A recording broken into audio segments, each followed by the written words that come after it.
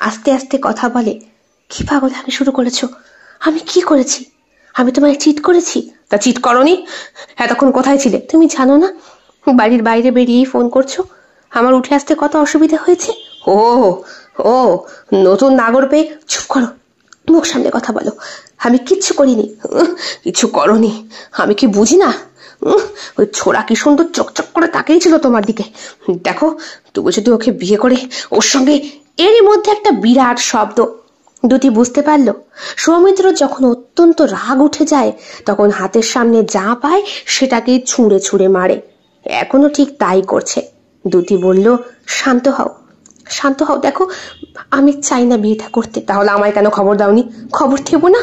তোমার ফোনে তুমি ইনকামিং আউটগোয়িং সব রকম পরিষেবা বন্ধ করে রেখেছো। কোন বন্ধুকে দিয়ে খবর দেব? সবাই বাইরে চলে গেছে, কেউ কেউ চাকরি পেয়ে সেটেল হয়ে গেছে। কাকে বলবো তোমার কথা? তোমার বাড়িতে যাবার মতো সাহস আমার কোনোদিনই হয়নি। তুমিও নিজে থেকে কোনোদিন নিয়ে যাওনি। আর বাড়িতে বাবা মাকে বলবো একটা বেকার ছেলেকে আমি বিয়ে করতে চাই? বেকার? আমি তখন বেকার না? আমি তখন চাকরি করছি। তাহলে সে না হয় এখন, 6 মাস আগে থেকে আমার সঙ্গেও যেমন হবে আমি কি বুঝতে পেরেছিলাম? সেই দিন রাতে বাড়ি ফেরার পরই বাবা মার আলোচনায় আমার বুক কেঁপে উঠেছিল।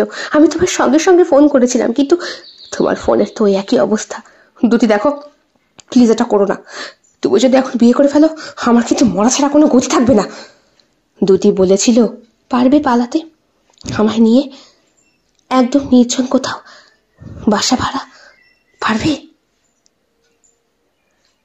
সুব্রত আর অরিত্র সমস্ত বন্দোবস্ত করে ফেলেছে।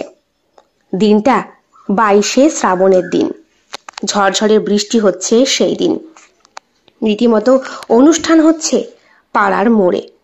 কিন্তু এমন দিনে বৃষ্টি যেন অনেকটা ওই ফিল্মের মতো। দুটি শাড়ি পরে সেজেছে, হালকা রঙের শাড়ি, হালকা গহনা। আজকে অনিন্দর আসার কথা ছিল, কিন্তু বৃষ্টির জন্য সে গাড়ি নিয়ে বেরোতেই পারেনি।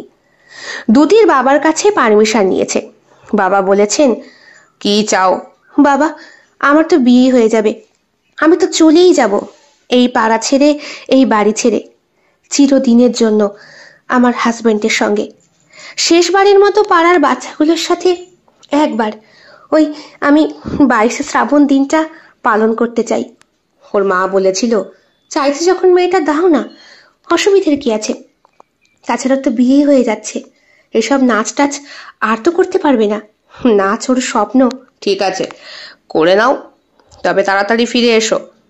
বাড়ি থেকে বেরিয়ে ফোন করেছিল সৌমিত্রকে।